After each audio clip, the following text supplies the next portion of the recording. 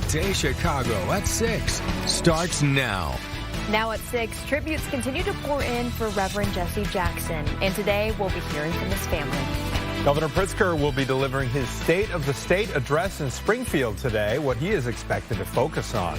Prices are going up for Bears season ticket holders. We're breaking out the calculator for you. Ooh, and taking a live look outside this morning. Mike does worry for another warm day, but it is going to be windy. Okay, so maybe no outdoor fires today. Good morning. Thanks for joining us on this Wednesday. I'm Gabriela Primus. I'm Anthony Ponce. Good morning, everybody. Let's head straight over to Mike to find out how Wednesday is going to play out here. I did notice the wind first thing out the back door today. It was howling. Little blustery for you. Did you still have any rain when you were driving in? Little bit. Okay. Just a little bit. It's done. That rain is moving out of the area. Still a few showers well east of I-65. Now, there are actually some thunderstorms over the lake. Probably hearing it there in Berrien County and over towards South Bend. But rest of Chicagoland, here's what we've got to look forward to for the rest of the day. Sunshine, rapid clearing on the way by 9. If it's not sunny where you are, it's about to be sunny. 55, 60 at noon, 64 at 4. Yes, it will be windy, but it's a small price to pay this time of year to get temperatures like that. Right now, we're in the 50s. It's 54 at Gary and Morris, 55 at Joliet, O'Hare 53, and in Waukegan, it is 52. Gabriella's on traffic detail. Do we have any slowdowns? Mike, we're looking a lot better on the northbound side of I-55. We had that earlier crash that was near 119th that was blocking all lanes. That has cleared, just a little residual traffic as you approach that area, and then it's turned into your normal delay as you approach 95th there. Your drive times, 25 minutes on the Dan Ryan from 95th to the Burn interchange.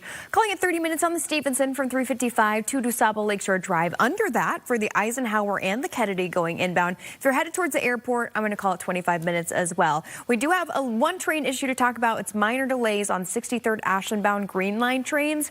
It's delayed at Oak Park due to a sick customer right now. Anthony. Okay, thank you very much, Gabby. Appreciate it. We're following breaking news as well this Wednesday morning. Here's the scene out in Oak Park. Crews responding to an apartment fire there. You can see flames kind of on the top floor there, shooting out of the roof at that apartment complex at Oak Park and North Avenue.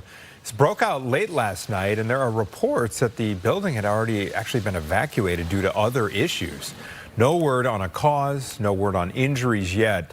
We will update you on this breaking story as soon as we get more info. And we continue to remember Reverend Jesse Jackson this morning. We're going to hear from the family of Reverend for the first time since his passing. Yes, Saquon is right outside the family home down in Jackson Park Highlands. Say, good morning. Hey, good morning to you. Yeah, we are here at the home of Reverend Jesse Jackson, where, as you mentioned, we are expecting to hear from the family as well as his children later this morning. Now, you can see here there are flowers here, there are balloons. This, of course, as people kind of react to the passing and have paid tribute now. We are also learning that, we know that Reverend Jackson had been battling a neurodegenerative disorder for more than a decade at this point, and after a long, hard fight, he died peacefully at the age of 84, surrounded by family. Many tributes have been pouring in from people everywhere, but particularly other leaders, including elected officials, politicians at the local, state, and national levels. We've heard from 16th Ward Alderman Stephanie Coleman as she recalled going to Rainbow Push and being inspired by the Reverend's speeches. As a young child, I felt like I was somebody because Reverend Jackson told me that I was somebody, that no matter the color of my skin, my religious belief, that I was somebody. And the inspiration that I received as a young child, some 35 years ago, right there on Drexel, made me know and believe that when I went back to Inglewood, that I was somebody, and to always keep hope alive. Cook County Sheriff Tom Dart also paid tribute. He actually released a statement saying he is deeply saddened by Reverend Jesse Jackson's passing. He also talked about the work he did at the Cook County Jail, where he spent plenty of time with inmates, giving them hope. Fox Chicago has covered several of the Reverend's visits to the jail. This video here is actually from his last visit back in 2023 as part of his annual Christmas tradition, where he and his Rainbow Coalition would register eligible inmates to vote. Again, back here at the Reverend's home, we are expecting to hear from family members at around 9 o'clock this morning. We'll bring you that press conference live here on Fox Chicago. Back to you guys. Okay, we'll check back in and say thanks for the update there. Other news, the search for Nancy Guthrie now entering day 18, and the glove recovered right near Nancy's home has come back with no DNA match. Investigators have been focusing on two critical pieces of evidence, that glove and the DNA found inside the home. But the Pima County Sheriff says both samples could not be identified in the FBI's national database. Other evidence includes that are right now being scrutinized include backpack and clothing that the suspect was seen wearing on that doorbell camera video. Investigators are working with Walmart to see who may have purchased the bag and jacket. The sheriff says his team is dedicated to bringing Nancy home. Looking at to try to find this individual, whether it be DNA, whether it be that Ring camera video, whether it be evidence at a Walmart that might lead us to somebody. What I do know is we won't quit. We're going to keep after you. We will find you, and we'll find Nancy. At this time, investigators say there is no evidence suggesting Guthrie was taken out of the country. Governor Pritzker will deliver his State of the State and budget address today. He's expected to outline a plan to deal with the limited revenue growth along with federal funding issues. Pritzker is running for a third term and has also been considered for a possible 2028 presidential candidate. All right, Fox Chicago hosted another fiery debate in our series focusing on the key races ahead of the March primary. It was pretty intense. Last night, two candidates squared off vying for Cook County Board President. That was incumbent Toni Preckwinkle and Chicago Alderman Brendan Riley. This is what the two had to say about modifying the Sanctuary City Ordinance with a focus on violent criminals. Right before Donald Trump is to be sworn in as President of the United States for the second time, promising mass deportations, he votes to weaken the Sanctuary Ordinance in the city of Chicago. And when the governor and the mayor and I were fighting Trump, who was trying to take away our federal funding because he said we weren't cooperating with ICE and the Border Patrol, he was silent. He didn't say anything. And when there were these assaults on our immigrant communities, ICE and the Border Patrol snatching people, kidnapping people without due process, sending them to detention centers around the country and in foreign gulags, he didn't say anything either. He has not spoken out against the atrocities that the Trump administration has committed. Whether you're here lawfully or not, we don't want violent felons. We're talking about murderers, rapists, gangbangers, child sex offenders. The legislation that I supported was very, very narrowly crafted. This was not a blanket cooperate with ICE package. It was very, very narrowly focused on violent felons. And regardless of your status, we don't want those individuals in our communities. They're hurting people. They're hurting humans. There are victims to their crimes. And so that's the important distinction to make there.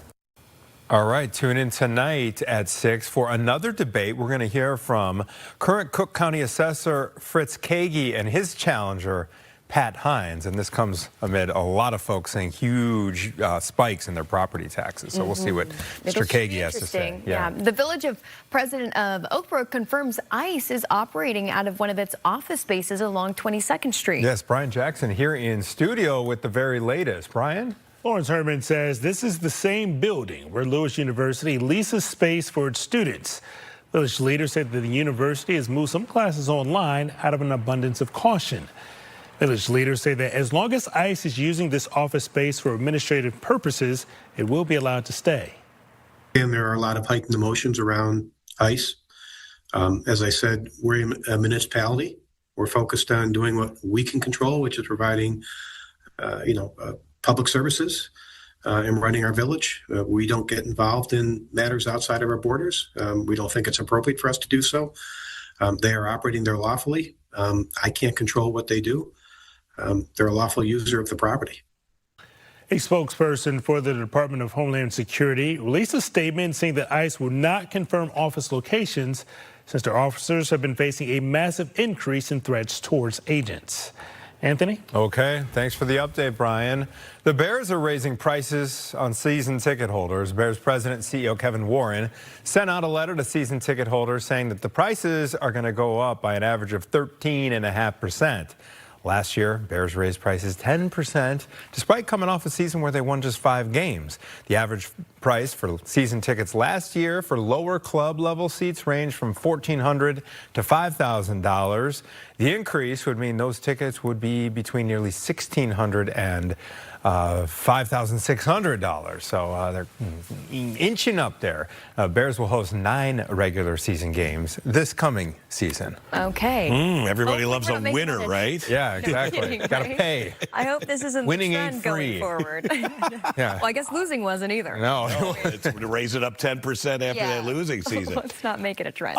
We have just spectacular weather on the way. We had a little rain overnight. That's moving out of the area. But tomorrow could be kind of an active day here with a thunderstorm potential. So let's highlight that. Spring-like storms are possible tomorrow, and some of those could be rather strong. Today, unseasonably mild and sunny with highs in the 60s. I really wanted us to get a 60 yesterday, but those clouds were just too thick. Showers and storms tomorrow, and some of those could be strong, especially late in the day. I'm kind of highlighting between about 3 and 8 p.m. for that. And then it'll feel more like February should this time of year this weekend. 53 now at Midway, Joliet 55, Woodstock 51, 50 at Michigan City, Maryville, Rensselaer with 51, still some cloud cover there. Anthony was talking about how windy it was when he left this morning, and here are those gusts coming out of the southwest, 25-mile-an-hour wind gust at Midway O'Hare, Waukegan even stronger with a 29 mph. Consequently, wind, dry ground. Even though it rained a little bit, it's still generally dry out there. We do have this fire weather warning, technically a red flag warning, roughly the Fox River Valley and points west. This basically means don't start any fires outside today. They could spread very quickly. Back to you both. Good advice. Thank you, Mike. All right, Democrats are making a counteroffer to end the partial government shutdown. We'll have all the details coming up next.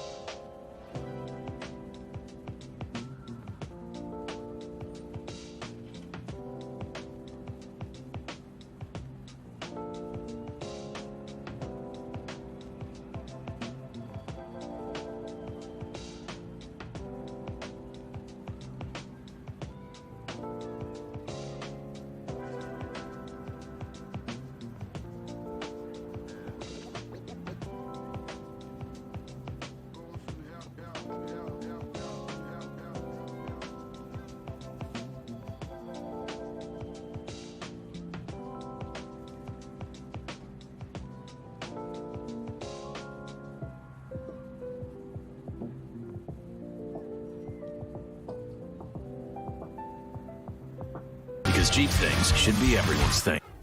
Welcome back, 6:13 on your Wednesday. Here's a look at some of the top stories we are following for you. We are expecting to hear from the family of Reverend Jesse Jackson this morning. They'll be speaking at around 9 this morning. Reverend Jackson died early Tuesday morning at the age of 84. We'll be sure to carry that press conference live right here on Fox Chicago. Governor Pritzker is going to be delivering his State of the State and budget address today, and he is expected to outline a plan to deal with limited revenue growth along with federal funding issues. Pritzker, running for for a third term. He's also been considered a possible 2028 presidential candidate.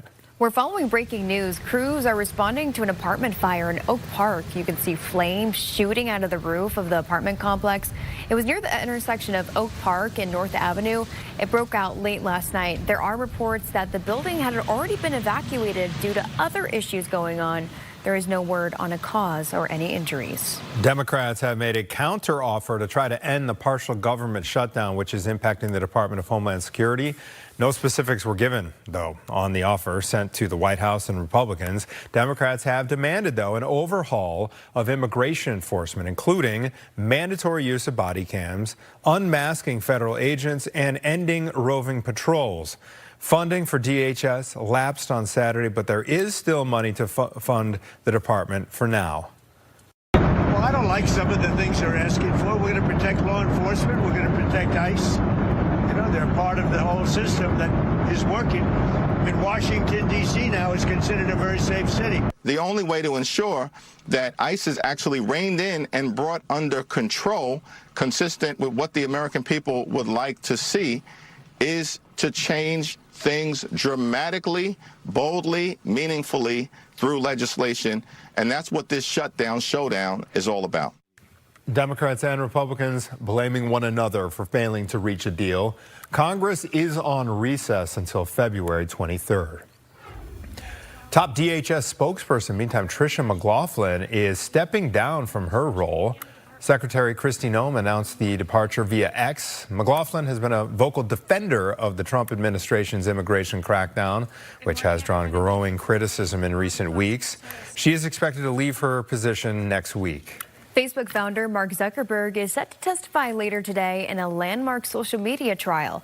The Meta CEO is facing claims his company designs its platforms to be addictive to kids. This lawsuit is one of more than 1,500 similar cases and the first to go to trial. YouTube is facing some similar accusations. The outcome could determine whether Meta faces billions in damages and is forced to change core features on its platform. Hundreds of investigators say that they are not giving up on finding Nancy Guthrie. Caroline Elliott is live in Tucson for us this morning. Caroline, we know the last time we caught up with you, we've talked about the latest with DNA testing. What have they found from that glove that was found near her home? Yeah, Gabriella, well, there's a lot to break down this morning. The sheriff got those DNA results back yesterday, and at this time, it looks like tracking down this suspect is not going to be easy.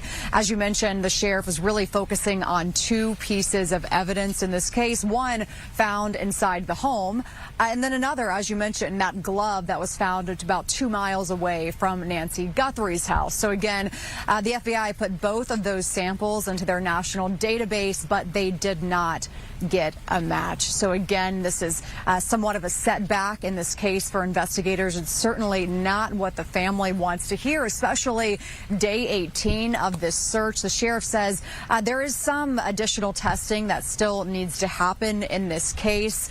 He told Fox there was a DNA sample found in the home that included multiple people, and he said, quote, they will have to need to separate that before it can be tested, end quote. So it looks like the work here is not done, but again, just one more setback for this family who has already been through so much in the last 18 days. Yeah, I can't believe we're nearing the 3-week mark here. Caroline, are authorities turning their focus on any other pieces of evidence at this point? Yeah, Anthony. So from here, the focus is really shifting to genealogy testing. So think about 23andMe or Ancestry, things like that. Investigators would typically turn to that method when something like CODIS, which is the FBI's national database, doesn't get a match. The downfall with that is that it's not as fast as CODIS. So again, when you're working with the private sector, things can move a little slower.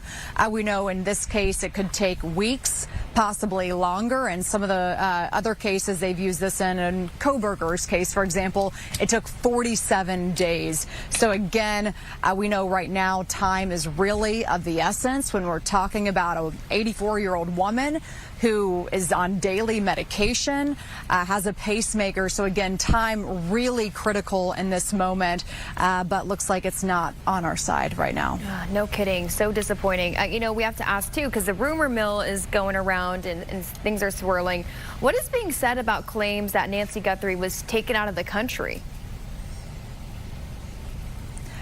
Yeah, so we are 60 miles away from the southern border right now, and there's been theories online that Nancy was kidnapped and then taken to Mexico. But the sheriff did go on the record for the first time yesterday saying that at this point, they do not see evidence that she's in Mexico, and their focus right now is really focused on stateside. So really focusing in the southern Arizona area, really focusing in surrounding states. But again, the sheriff said he's open to all possibilities, but the evidence just doesn't suggest that right now. All right, Caroline Elliott in Tucson, Arizona. Thank you for the update. Appreciate it.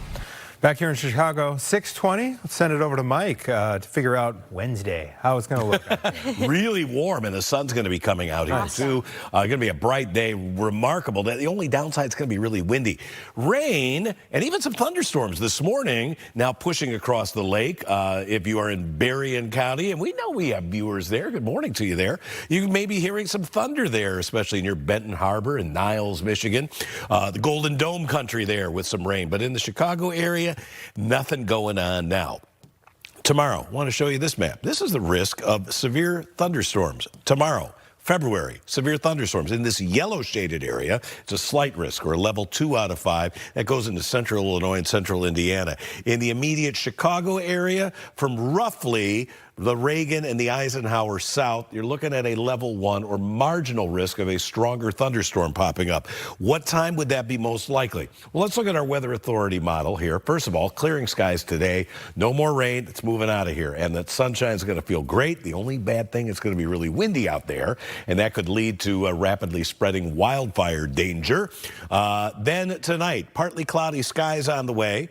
During the day tomorrow, there could be a shower in the morning. I just happen to think that if we're going to get a stronger thunderstorm, it will happen during the late afternoon and evening hours. And after about 7, 8 o'clock, we are done with that precipitation threat. Show you the 7-day forecast in a couple of minutes. But right now, let's see if there's any brake lights showing up on the roads, Gabby. I would say so, Mike, and you're seeing that because some of our drive time numbers here are turning yellow rather than green. Let's start on our south side. The Dan Ryan from 95th to the Burn interchange is taking about 28 minutes, closer to 30 likely. And I will say that I-57 and the Bishop Ford, it's awfully packed as you approach 95th. That's pretty normal, but just, yeah, a little more. Traffic starting as early as 130th to 95th there. 35 minutes on the Stevenson, 35 minutes as well on the Eisenhower if you're going into the city, and 30 minutes still on the Kennedy from O'Hare to downtown. One piece of train trouble to talk about, it's North Central service on Metra. There are trains that are operating up to 25 minutes behind. It's due to some track construction going on, so just be aware of that. All right. Thank you, Gabby. Appreciate it. Well, this week marked 23 years since the tragedy at the E2 nightclub where 21 people were killed in a stampede. In the early morning hours of February 17, 2003, a security guard used pepper spray to break up a fight. Fear quickly spread through the club, with patrons worried it was a gas attack. Hundreds of people rushed the exit, falling down the steep, narrow staircase, landing on top of one another, becoming trapped. Then he suffocated. The club, marred by building violations, shouldn't have even been open to begin with. Families who lost loved ones says it is a pain they will carry forever. Anytime there's tragic or any death in your life, it is hard to just let go. In reality, you're going to think about them as the years go along, and I always do. The former club was demolished in December of 2024 after months of back and forth between the building's owner and the city's Landmarks Commission. 6:23, Caleb Williams appears on Max Crosby's podcast and only further igniting rumors of a trade to the Bears for the Raiders player.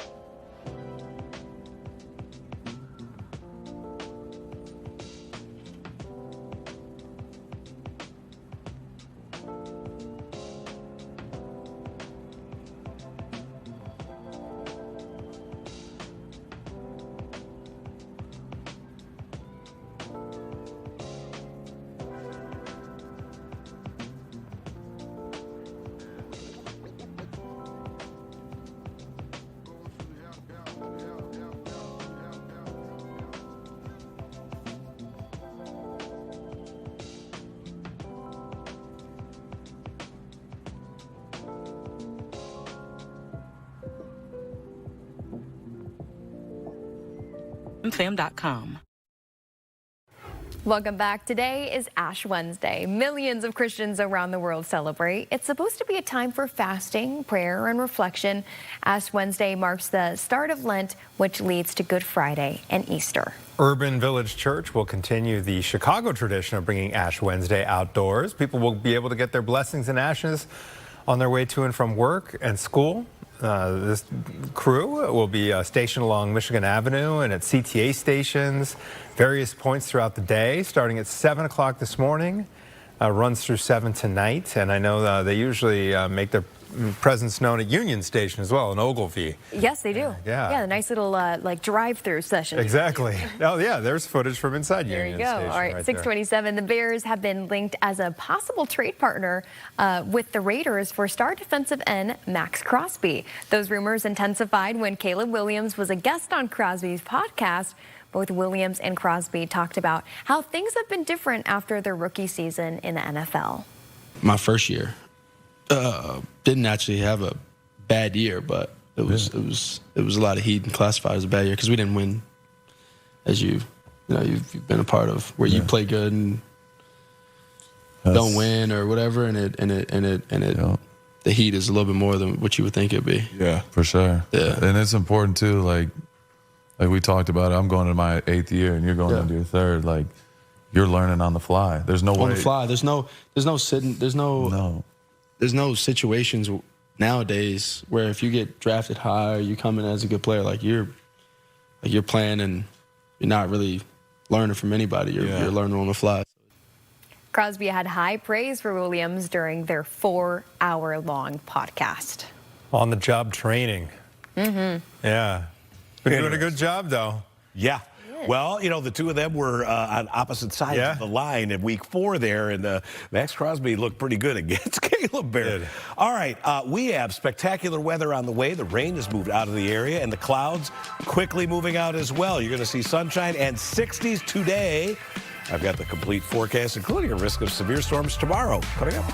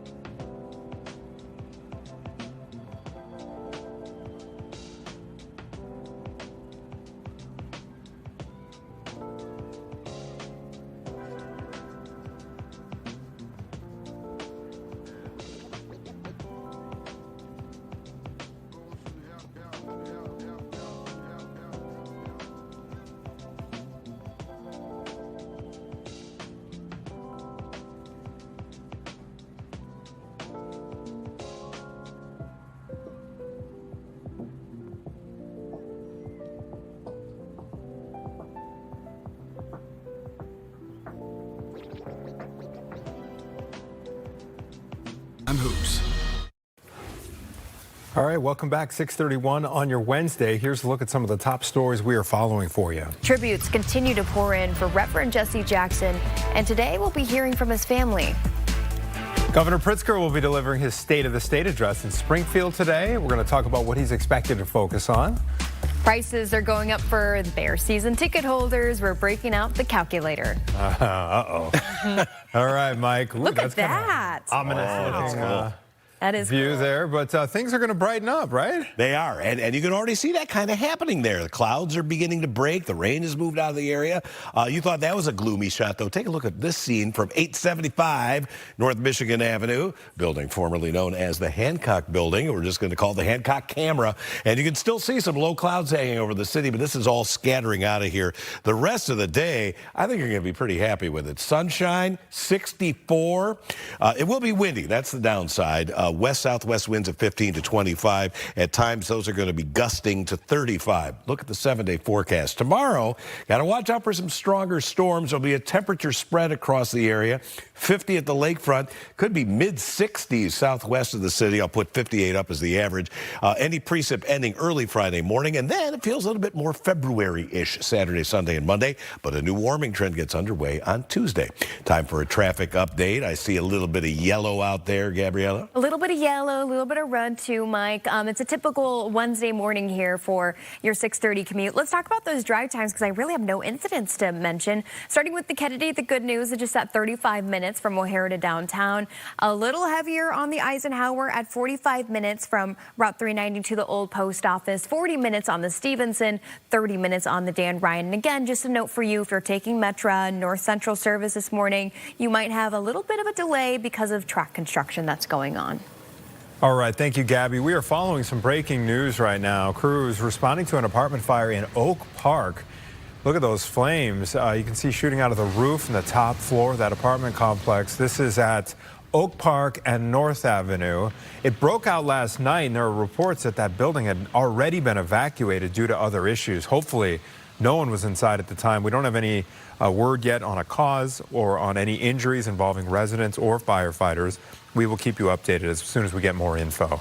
Plenty of people are paying their respects to civil rights leader and founder of the Rainbow Push Coalition, Reverend Jesse Jackson. He spent decades fighting for justice, equality, and human rights. He got involved in activism as a teen and worked alongside Dr. Martin Luther King Jr. He also ran for president twice. Vox Chicago spoke with multiple people about how they're remembering the civil rights icon. He made everyone all across this city really feel like they were somebody. To see a man of color risk his life to say, hey, I can be that was inspiring. The family of Reverend Jackson will speak at 9 this morning. We'll make sure to bring that to you live. All right, excuse me, the search for Nancy Guthrie now entering day 18, and the glove that was recovered near her home has come back, unfortunately, with no DNA match.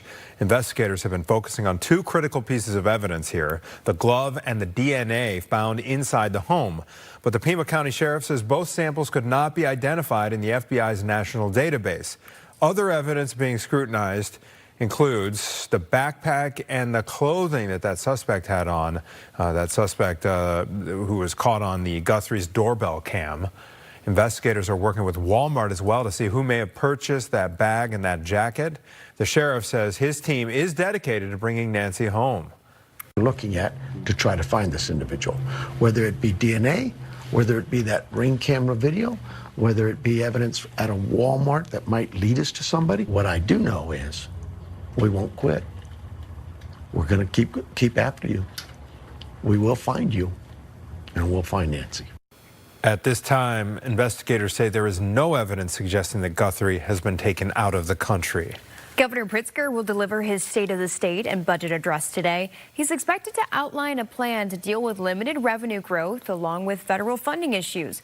Pritzker is running for a third term and has also been considered as a possible 2028 presidential candidate.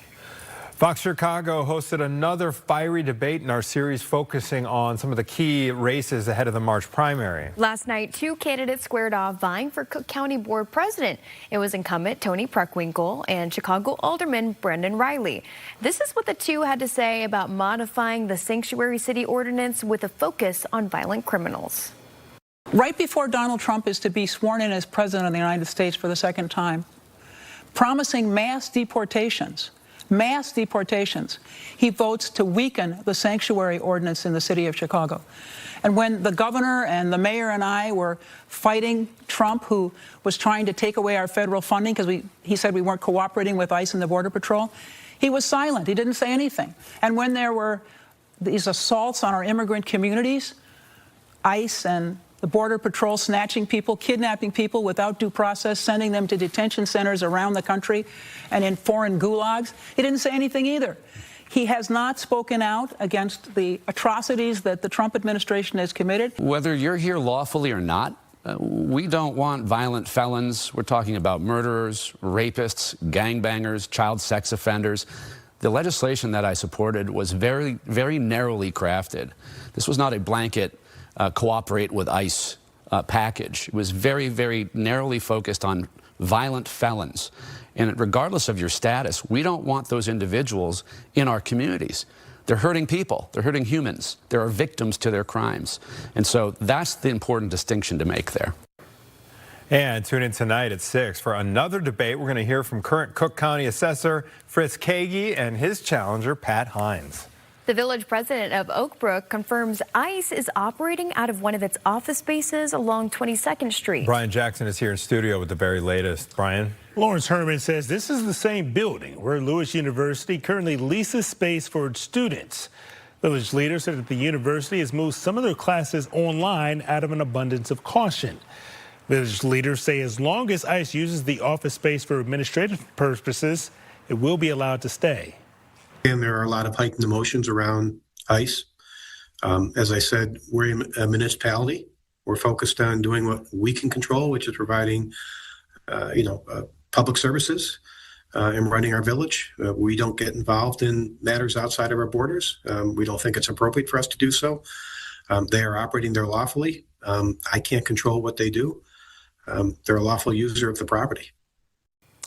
A spokesperson for the Department of Homeland Security released a statement saying that ICE will not confirm any office locations since officers have been facing a massive increase in threats towards agents. Anthony? Okay, thank you, Brian. Appreciate it. Hey, the Bears are going to be raising ticket prices on season ticket holders this coming season. Bears president and CEO Kevin Warren sent a letter out to the season ticket holders saying the prices will go up on average 13.5%. Last year, Bears raised prices 10% coming off a season where they won just 5 games. Bears will host 9 regular season games next season. So we'll see. I wonder if there's a direct correlation between number of wins and the increase in season ticket prices. I don't think so. You pointed out that they much of a jump from 10%. Right? Yeah, they jacked them up 10% after a 5-win season. I don't know about that, but like we said, everybody, it's a win. Who's going to see that price increase and go, no, not this year. No, they're all just going to take my money, is what they're going to say. Exactly. Fine. All right, we have just amazing weather here. This is going to be our 6th day in a row of 50-plus around here. Tomorrow we'll make it a full week, but tomorrow we have the risk of some strong thunderstorms. More on that in a little bit. Current temperatures, this is not the high. This is what it is now at O'Dark 30, 53 at Midway, O'Hare and the Lakefront, 53 at Morris, Rockford in there with 53. That appears to be a pretty popular number. There's Rensselaer. Gary, a little bit warmer. And look at Joliet, 55 right now. This time of year, about 37 would be the normal high. And normal lows, what you typically see now, would be in the low 20s. Now, the downside today is going to be quite windy. Currently, we're looking at a south-southwest wind. Speeds generally in that 15 to 25 range. Looks like Waukegan has the strongest gust, along with Rockford at 29. Rainfall totals, not much. 1/100 of an inch at Aurora, O'Hare. A 20th of an inch of rain came down. And that's one of the reasons why there is a risk of spreading wildfires today. It just wasn't that much wetness out there. The high winds and low humidity prompting the risk of a rapidly spreading wildfire, especially, say, Fox Valley and points west. Let's look at the conditions. Today, clearing skies very quickly here. You're going to see a whole lot of sunshine. Temperatures going through the roof into the 60s. Tonight, partly to mostly cloudy as the next storm system approaches. That is going to bring some rain in the form of scattered showers in here, maybe as early as late morning. But I think it's late afternoon and evening when a couple of thunderstorms can come through here. Between about 7 and 9, all this precip will be gone. Gabriella? All right, thank you, Mike. Plenty more to come on Good Day Chicago. Democrats make a counteroffer to end the partial government shutdown. Plus, Mark Zuckerberg will be testifying today in a landmark social media trial. And Late Show host Stephen Colbert says CBS barred him from airing an interview with a Texas Democrat. We'll be right back.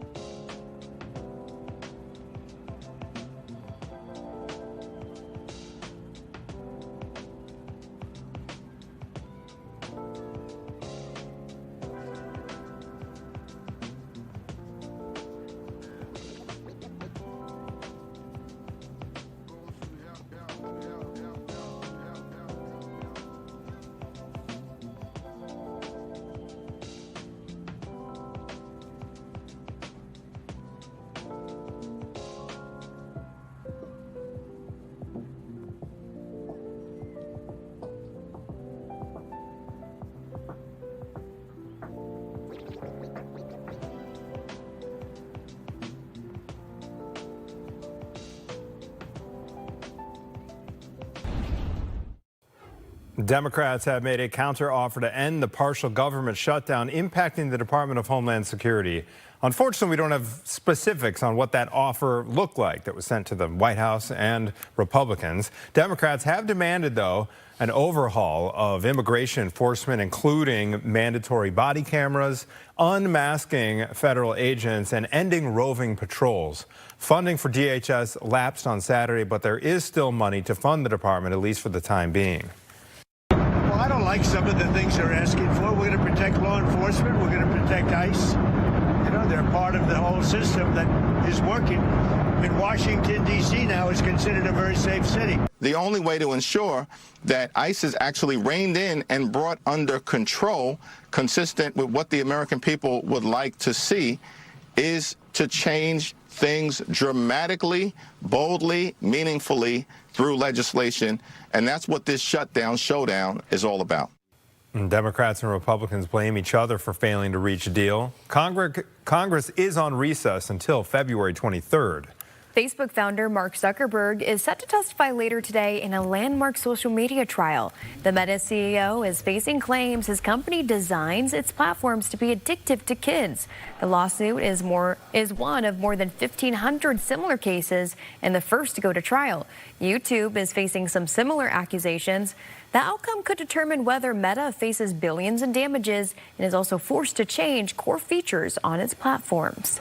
Late Show host Stephen Colbert claimed CBS barred him from interviewing a Democratic Senate candidate on air amid the recent crackdown by the FCC. Colbert says CBS lawyers told his show, quote, in no uncertain terms, he could not interview Texas Senate candidate James Tallarico on the show.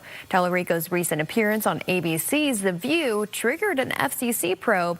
Broadcast networks have long been required to give equal time to political candidates, but that rule has not traditionally applied to talk shows. I think we saw a statement from the corporate executives at CBS. And I don't think it did anything to assuage the concerns that they were pressured by the most powerful man in the country to change their broadcast. Colbert has since posted the Tallarico interview on his show's YouTube page, which is beyond the FCC's purview. Okay, there's a bombshell investigation surrounding the Major League Baseball Players Association. Tony Clark, who's been the executive director of the Players Association for about 13 years now, has resigned. ESPN says his resignation comes after an internal investigation uncovered an inappropriate relationship between Clark and his sister-in-law, who was hired by the union in 2023. The probe came in the wake of an active federal investigation into the union's finances. ESPN says the federal investigation was triggered by a whistleblower. Illinois is reporting its first measles case of the year, coming up where there was a possible exposure. We'll be right back.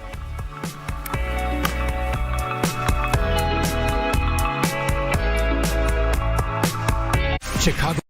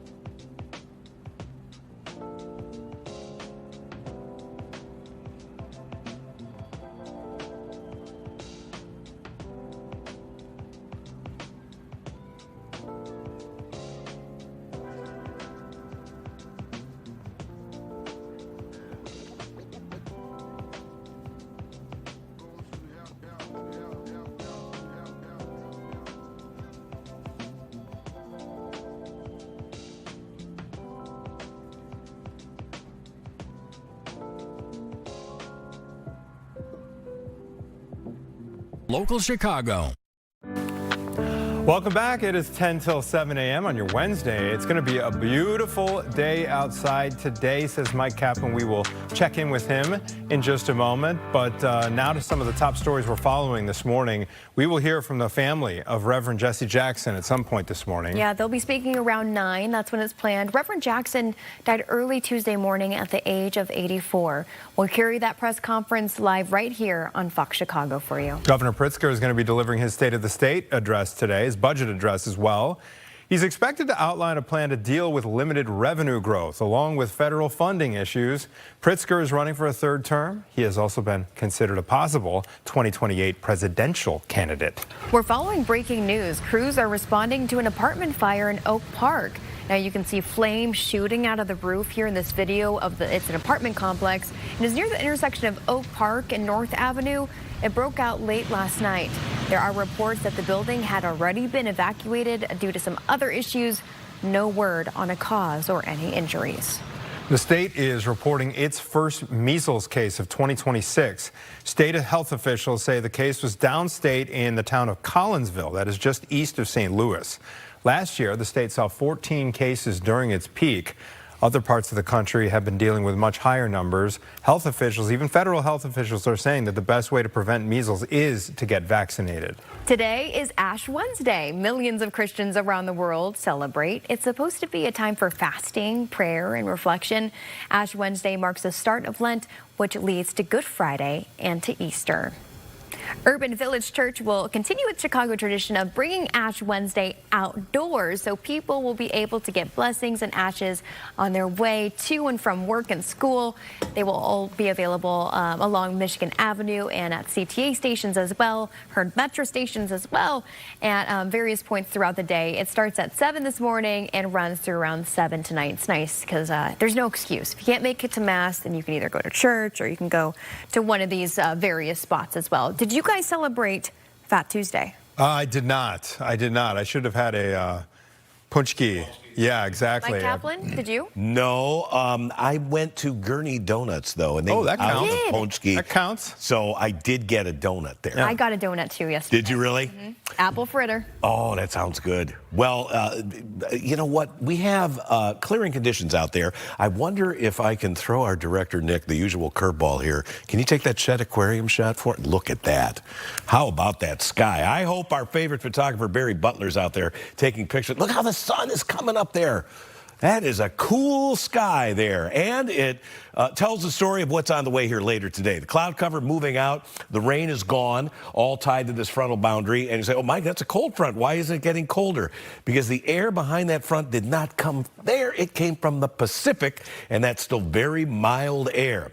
Main storm system with a respectable snow hitting parts of the upper Midwest, Minnesota, the Dakotas, the upper peninsula of Michigan. For us, no issues today other than it being quite windy. But very quickly, on the heels of that one, we have a new storm system. This one is coming in tomorrow. It will also have with it some showers and thunderstorms and some snow in its cold sector. But for us, it's going to be a rain event with the possibility of some stronger thunderstorms. I would look for areas south of the city as having the highest chance of a stronger thunderstorm late tomorrow afternoon and evening. Then we get dry slotted here, which means it shuts off the rainfall tomorrow evening. On the wraparound, there could be a brief shower or a snowflake mixed in Friday morning. It's not going to be much. Cloud cover will be there, and temperatures are going to be getting cooler. But even on Friday, it is still going to be a warmer than normal day. Rainfall amounts, we had basically a few hundreds here or there. Valparaiso, you did a little bit better with the rainfall overnight with about a quarter inch. But once again, it's another system coming through here. No drought busters here, but maybe a 1/10 of an inch of rain possible tomorrow afternoon and evening. 7-day forecast, 2 more really mild days. Then we trend back down. The weekend, feeling definitely more like February with highs in the 30s. Gabriella? All right, thank you, Mike. Let's take a look at our drive times first, starting with the Kennedy. Still looking okay. 45 minutes from O'Hare to downtown, calling it 35 minutes if you're on your way outbound towards the airport. Closer to 47 minutes on the Eisenhower from Route 390 to the old post office, getting closer to 50 minutes on the Stevenson. There's no inbound crash on the Stevenson, but outbound there is one over on the right shoulder. It's near Central, again on the southbound side of I-55. And 32 minutes on the Dan Ryan from 95th to the Byrne interchange. A couple of train notes on Union Pacific Northwest. It has some delays because of signal problems. Also BNSF having some delays due to some mechanical problems that are going on. All right, plenty more Good Day Chicago ahead. Keep it right here.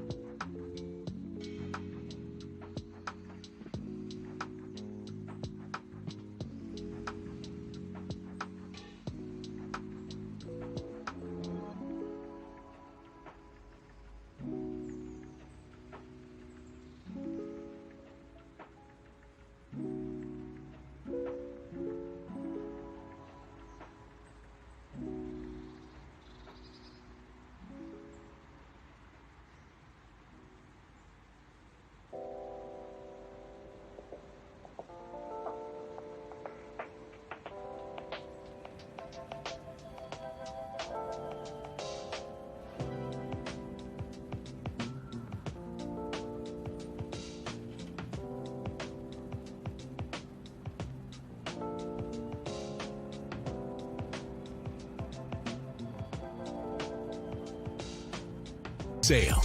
Ending soon. Welcome back. Crisis averted at the U.S. Capitol after a man allegedly armed with a shotgun was arrested right near the building. Officers say they stopped the 18-year-old from Georgia yesterday before he could do any damage. He also allegedly had tactical gear and a gas mask in an SUV. Investigators are trying to piece together a motive here. No lawmakers were luckily in the Capitol at the time of the event, as Congress is not in session this week. Both chambers are set to return on Monday. Actor Shia LaBeouf is facing charges after a violent outburst that happened in the French Quarter during Mardi Gras. As we take a look at some video that was obtained by TMZ, it shows the actor lunging to headbutt a man during a dispute in the French Quarter. Witnesses say LaBeouf also punched a staff member at a bar and tried to bite a manager before he was kicked out. Police say the actor was treated for injuries before being booked into jail. He is now charged with 2 counts of battery. The FCC found no violations in Bad Bunny's Super Bowl halftime show. Republican Congressman Randy Fine of Florida called the performance, quote, disgusting, and urged the FCC to investigate and fine the NFL and NBC. The Puerto Rican singer performed entirely in Spanish. Regulators reviewed the broadcast and determined no rules were broken. The halftime show drew an estimated 128 million views.